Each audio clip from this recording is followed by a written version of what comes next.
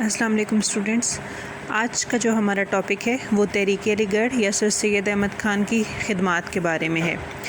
یہاں کوشچن دیکھیے، کہتے ہیں کہ سر سید احمد خان کی تعلیمی اور سیاسی خدمات بیان کیجیے یا سر سید احمد خان کی تعلیمی خدمات بیان کیجیے۔ سر سید احمد خان نے جنگ آزادی کے بعد مسلمانوں کی حالت زار کے خاتمے، حالت زار یعنی بری حالت، اور ان کی ترقی کا بیڑا اٹھایا۔ بیڑا اٹھانا یعنی ذمہ لینا، اور معاشرتی زندگی کے تمام پہلوؤں میں مسلمانوں کی رہنمائی کی۔ تعلیم کو کامیابی کا بنیادی نقطہ قرار دیا، جبکہ دوسری اقوام خصوصاً انگریزوں کے ساتھ دوستانہ تعلقات کی راہ ہموار کی، جس نے مسلمانوں کو پستی سے نکال کر دوسری اقوام کے مقابلے میں باعزت مقام حاصل کرنے میں مدد دی۔ مغربی تعلیم اور انگریز سے دوستانہ تعلقات نے مسلمانوں کو ہندو سماج میں بااثر مقام عطا کیا، اور وہ اس قابل ہوئے کہ وہ اپنے ثقافتی، مذہبی، تعلیمی، سیاسی اور معاشرتی حقوق کا بھرپور تحفظ کر سکیں۔ اب یہاں پر تحریک علی گڑھ کی خدمات ہیں جی۔ سب سے پہلے سر سید احمد خان کی تعلیمی خدمات ہیں۔ محمدن ایجوکیشنل کانفرنس سیاسی معاملات پر بھی مسلمانوں کی نمائندگی کرتی تھی، لہٰذا اس کے پلیٹ فارم پر آل انڈیا مسلم لیگ کی بنیاد رکھی گئی۔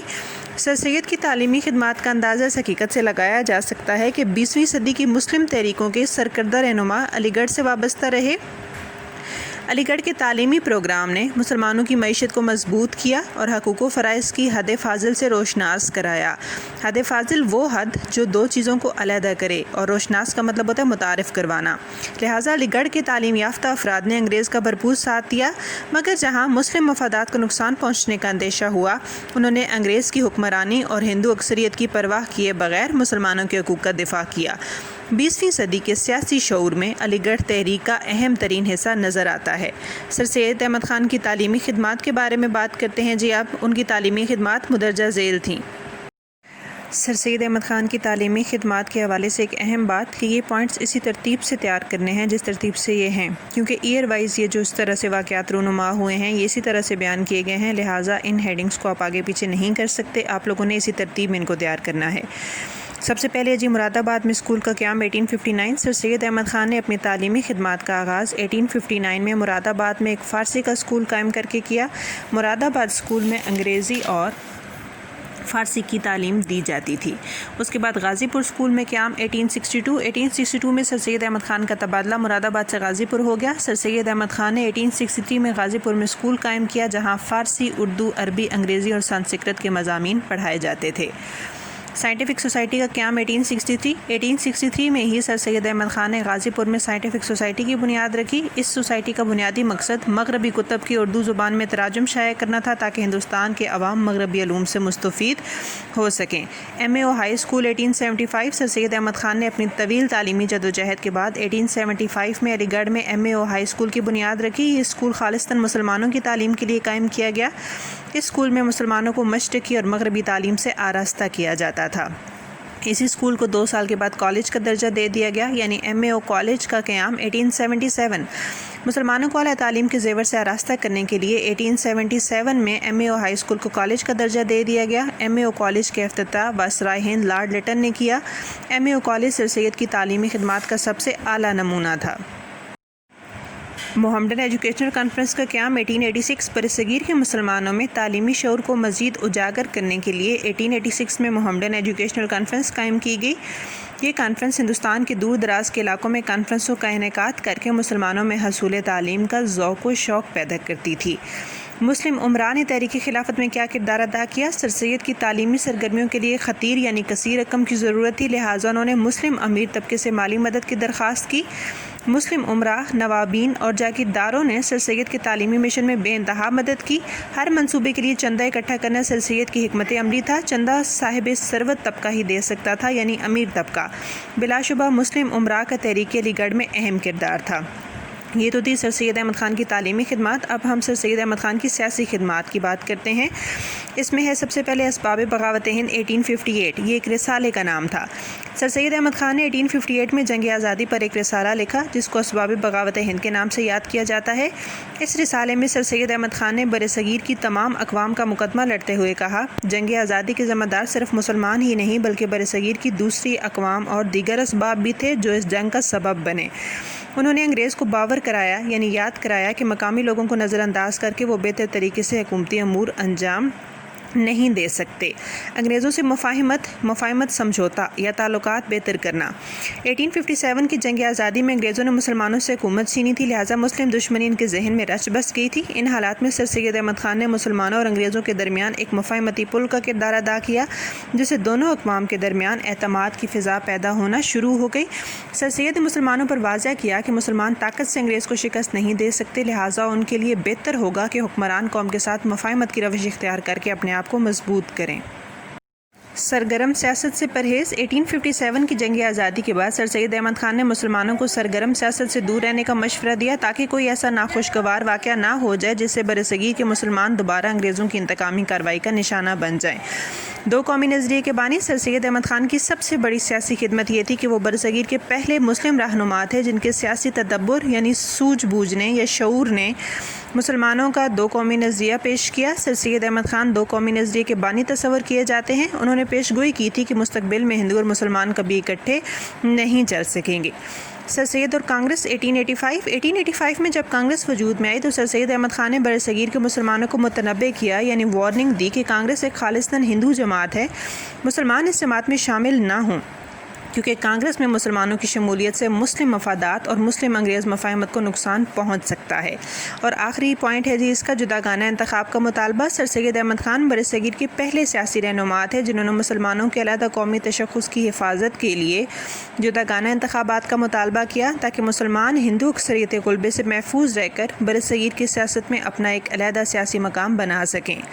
انگریزوں نے ہندوستان پر قبضے کے بعد جمہوری اداروں کا قیام عمل میں لایا جس سے ایک ایسی نسل کو تیار کرنے کی ضرورت تھی جو نہ صرف مغربی تعلیم اور جمہوری اداروں کا کامل یعنی مکمل شعور رکھتی ہو بلکہ وہ بحیثیت مسلمان اپنی قوم سے بھی جڑی رہے اور آنے والے دور کی سیاسی جدوجہد میں مسلمانوں کو بھرپور لیڈرشپ مہیا کر سکے۔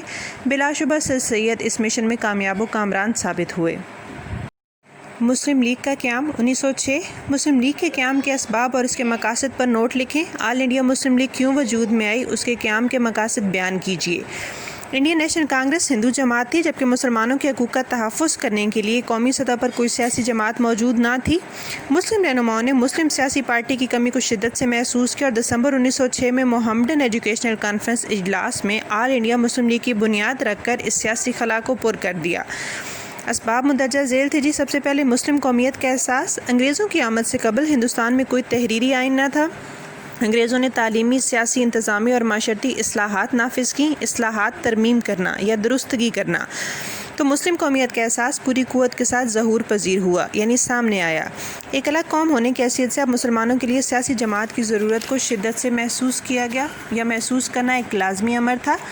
مسلم سیاسی بیداری۔ تحریک علی گڑھ نے مسلمانوں میں سیاسی بیداری کی لہر پیدا کر دی تھی۔ علی گڑھ سے فارغ التحصیل دانشور طبقہ سیاست میں گہری دلچسپی لے رہا تھا۔ دانشور اہل علم یا عقل مند، اور وہ عملی سیاست میں اپنے جوہر دکھانے کے لیے یعنی کارنامے دکھانے کے لیے برصغیر میں خالص مسلم سیاسی جماعت کی تشکیل کو بہت ضروری تصور کرتا تھا۔ سیاسی شعور کی عملی صورت مسلم لیگ کا قیام تھا۔ کانگریس کا کردار۔ مسلم لیگ کے قیام کا ایک سب سے بڑا سبب کانگریس کا متعصب کردار تھا۔ کانگریس ایک خالص ہندو جماعت تھی جو ہندو مفادات کے لیے کام کر رہی تھی۔ برصغیر کی سیاست میں جب کبھی ہندو مسلم مفادات میں ٹکراؤ آیا تو کانگریس نے واضح طور پر مسلمانوں کے خلاف ہندوؤں کی حمایت کی۔ مسلمان کانگریس کے ہندو نواز رویے سے بہت دل برداشتہ تھے۔ دل برداشتہ یعنی غمگین یا دکھی۔ مسلمان کانگریس کا مقابلہ کرنے کے لیے ایک مسلم سیاسی جماعت کے قیام کو ناگزیر سمجھتے تھے۔ ناگزیر یعنی ضروری۔ تقسیم بنگال۔ انگریزوں نے جب 1905 میں تقسیم بنگال کا اعلان کیا تو مسلمانوں نے اس کا خیر مقدم کیا یعنی استقبال کیا، مگر ہندو اس تقسیم میں مسلم مفادات کو برداشت کرنے کے لیے ہرگز تیار نہ تھے۔ انہوں نے اس تقسیم کے خلاف تحریک چلانے کا اعلان کیا جس سے یہ خطرات پیدا ہو گئے کہ انگریز ہندو دباؤ میں آ کر اس تقسیم کو منسوخ کر دیں گے۔ منسوخ کا مطلب ہوتا ہے ختم یا کینسل۔ ہندو دباؤ کا مقابلہ کرنے اور انگریزوں کو ہندو خواہشات کے مطابق فیصلے کرنے سے روکنے کے لیے ایک مسلم سیاسی جماعت تشکیل دینا لازمی ہو گیا تھا۔ شملہ وفد کی کامیابی۔ مسلمانوں نے مسلم مفادات کے تحفظ کی سیاسی جنگ کو مؤثر آغاز شملہ وفد سے کیا۔ شملہ وفد نے وائسرائے ہند سے مل کر انہیں اپنے سیاسی مسائل سے آگاہ کیا۔ وائسرائے ہند نے شملہ وفد کی عزت افزائی کی جس سے مسلمانوں کو برطانوی ہندوستان میں مسلم مفادات کے تحفظ کے لیے ہمدردانہ ماحول میسر آیا۔ مسلمانوں نے شملہ وفد کی کامیابی کے 3 ماہ بعد مسلم لیگ کے قیام کا اعلان کر دیا۔ مسلم لیگ کے قیام کے مقاصد کیا تھے؟ سب سے پہلا مقصد تھا حکومت برطانیہ سے وفاداری۔ مسلم لیگ حکومت برطانیہ سے تعاون کرے گی، نیز مسلم لیگ مسلمانوں میں حکومت برطانیہ کے لیے وفاداری کے جذبات ابھارتے ہوئے مسلمانوں اور انگریزوں کے درمیان غلط فہمیوں اور بدگمانیوں کو دور کرے گی اور دوستانہ تعلقات کے لیے کام کرے گی۔ مسلم مفادات کی حفاظت، مسلم لیگ برصغیر کے مسلمانوں کے حقوق اور مفادات کا تحفظ کرے گی۔ مسلم لیگ مسلمانوں کے جذبات کی ترجمانی کرتے ہوئے ان کے سیاسی حقوق کو حکومت برطانیہ کے نوٹس میں لائے گی۔ اس کا مقصد حاکم اور مسلمانوں کے درمیان رابطے میں تسلسل قائم کرنا تھا۔ اقوام ہند سے تعاون، مسلم لیگ مسلمانوں کے دلوں میں برصغیر کی دوسری اقوام یعنی ہندو، سکھ، عیسائی وغیرہ کے لیے تعاون کے جذبات کو فروغ دے گی۔ مسلم لیگ برصغیر میں مسلم مفادات کو کوئی نقصان پہنچائے بغیر ہندوستان کی دیگر اقوام کے ساتھ بہتر سلوک اور تعاون کرے گی۔ مسلم لیگ کا قیام تاریخ ہندوستان کا انتہائی اہم واقعہ ہے۔ مسلم لیگ کے قیام میں علی گڑھ کے فارغ التحصیل لوگوں نے اہم کردار ادا کیا۔ برطانوی ہندوستان کے ابتدائی سیاسی ماحول میں صرف تعلیم یافتہ اور صاحب دولت لوگوں کو جگہ عطا ہوئی، لہٰذا مسلم تعلیم یافتہ اور صاحب ثروت حضرات نے مسلمانوں کے بکھرے ہوئے گروہوں کو ایک پلیٹ فارم مہیا کرنے میں نہایت اہم کردار ادا کیا۔ مسلم لیگ کے ابتدائی مقاصد میں دوسری اقوام کے ساتھ تعاون سے ثابت ہوتا ہے کہ مسلمان رہنماؤں نے گو مسلمانوں کی سیاسی ترجمان جماعت کا اعلان کیا، مگر ان کے دلوں میں ہندوؤں، سکھوں اور عیسائیوں کے ساتھ تعاون کا جذبہ موجود تھا۔ انگریز حکمران اور طاقتور تھے، جبکہ نئے جمہوری نظام میں اکثریتی قوم یعنی ہندو کو فیصلہ کن اہمیت حاصل تھی، لہٰذا انگریز اور ہندو دونوں کی بیک وقت دشمنی مول لے کر مسلمان کبھی کامیاب نہ ہو سکتے تھے۔ دشمنی مول لینا یعنی جھگڑا اپنے سر لینا، لہٰذا دانش مندی کا تقاضا تھا، یعنی عقل مندی کا تقاضا تھا کہ وقت کی نبض کو پہچان کر فیصلے کیے جائیں اور انگریز کا ساتھ دیا جائے۔ مسلم لیگ کے مقاصد میں یہ حکمت و دانش یعنی یہ دانائی بھرپور نظر آتی ہے۔ نیکسٹ ٹاپک ہے تحریک خلافت 1919 تا 1922۔ تحریک خلافت پر نوٹ لکھیں یا تحریک خلافت کا آغاز کیوں ہوا، اس تحریک کے 3 مقاصد بیان کریں۔ یہاں سب سے پہلے اس کا پس منظر ہے پہلی جنگ عظیم 1914 تو 1918 میں اتحادی فوجوں کے ہاتھوں ترکی کی شکست سے برطانیہ نے ترکی کے مختلف علاقوں پر قبضہ کر لیا۔ برصغیر کے مسلمانوں نے ترکی کی خلافت اور مقدس شہروں کو بچانے کے لیے ایک تحریک کا آغاز کیا جسے تحریک خلافت کہتے ہیں۔ خلافت عثمانیہ ہندوستان کے مسلمانوں کے لیے احترام اور عقیدت کا درجہ رکھتی تھی، وہ اسے عالم اسلام کی وحدت کی علامت بھی سمجھتے تھے، لہٰذا جب ترکی کو شکست ہوئی تو مسلمان مقامات مقدسہ اور خلافت کی حفاظت کے لیے باہر نکل آئے۔ خلافت کمیٹی کا قیام، برصغیر کے مسلمانوں نے 1919 میں ترکی کی خلافت کے تحفظ کے لیے خلافت کمیٹی لکھنؤ میں تشکیل دی۔ خلافت کمیٹی کا مرکزی دفتر بمبئی شہر میں بنایا گیا۔ خلافت کمیٹی کا کام تحریک کے لیے ضروری انتظامات اور فنڈز اکٹھے کرنا تھا۔ تحریک کے مقاصد کیا تھے؟ سب سے پہلا مقصد تھا ترکی کی جغرافیائی سرحدوں کی حفاظت کرنا۔ دوسرا مقصد تھا حجاز مقدس یعنی جزیرۃ العرب کی سلامتی اور یکجہتی کو یقینی بنانا، اور تیسرا مقصد تھا خلافت کے ادارے کا تحفظ کرنا۔ سرگرمیاں کیا تھیں تحریک خلافت کی؟ سب سے پہلے وفد خلافت کی تشکیل۔ ترکی کی خلافت کے تحفظ کے لیے برصغیر کے مسلمانوں نے ڈاکٹر انصاری کی قیادت یعنی رہنمائی میں ایک وفد تشکیل دیا۔ اس وفد نے خلافت کے تحفظ کے لیے وزیر اعظم برطانیہ سے مارچ 1920 میں ملاقات کی، مگر یہ وفد اپنے مقاصد میں ناکام لوٹا۔ اس کے بعد تحریک ترک موالات۔ موالات کا مطلب ہوتا ہے اتحاد یا دوستی۔ وفد خلافت کی ناکامی پر خلافت کمیٹی نے مئی 1920 میں انگریز حکومت کے خلاف تحریک ترک موالات کا اعلان کیا۔ تحریک ترک موالات کا مقصد حکومت برطانیہ پر دباؤ ڈالنے کے لیے ان کے اداروں اور مصنوعات کا بائیکاٹ کرنا تھا۔ اس تحریک کے سربراہ گاندھی تھے۔ تحریک ہجرت، مئی 1920 میں مولانا ابوالکلام آزاد، مولانا عبد الباری اور دوسرے علماء نے برصغیر کو دارالحرب قرار دے کر مسلمانوں کو برصغیر سے ہجرت کر جانے کا فتویٰ دیا۔ دارالحرب وہ ملک جہاں غیر مسلموں کی حکومت ہو اور مسلمانوں کو مذہبی فرائض ادا کرنے سے روکا جاتا ہو۔ جیسے لاکھوں مسلمانوں نے اپنا گھر بار بیچ کر افغانستان کا رخ کیا، مگر افغانستان کے مسلمانوں کے ساتھ برادرانہ سلوک نہ کیا اور انہیں واپس ہندوستان میں دھکیل دیا۔ اس تحریک کی وجہ سے تقریباً 20 لاکھ مسلمان متاثر ہوئے۔ علی برادران کے خلاف مقدمہ۔ تحریک خلافت کو دبانے کے لیے انگریز حکومت نے جولائی 1921 میں علی برادران یعنی مولانا محمد علی جوہر اور شوکت علی کے خلاف بغاوت کا جھوٹا مقدمہ درج کیا۔ بغاوت یعنی نافرمانی۔ اس جھوٹے مقدمے میں علی برادران کو 2 سال قید بامشقت سنائی گئی۔ تحریک سول نافرمانی۔ خلافت کے تحفظ کے لیے دسمبر 1921 میں انگریز حکومت کے خلاف سول نافرمانی کی تحریک کا آغاز ہوا۔ اس تحریک میں خلافت کمیٹی نے حکومت کو ٹیکسوں اور واجبات کی عدم ادائیگی کا اعلان کیا تاکہ انگریز حکومت پر پریشر میں اضافہ کیا جا سکے۔ سانحہ چورا چوری ایک قصبے کا نام ہے۔ فروری 1922 میں یوپی یعنی اتر پردیش کے قصبے چورا چوری میں سول نافرمانی کی تحریک کے دوران مشتعل ہجوم نے ایک تھانے کو آگ لگا دی، جس سے 21 سپاہی زندہ جل گئے۔ اس واقعے میں تشدد کا بہانہ بنا کر گاندھی نے خود ہی تحریک خلافت کو ختم کرنے کا اعلان کیا۔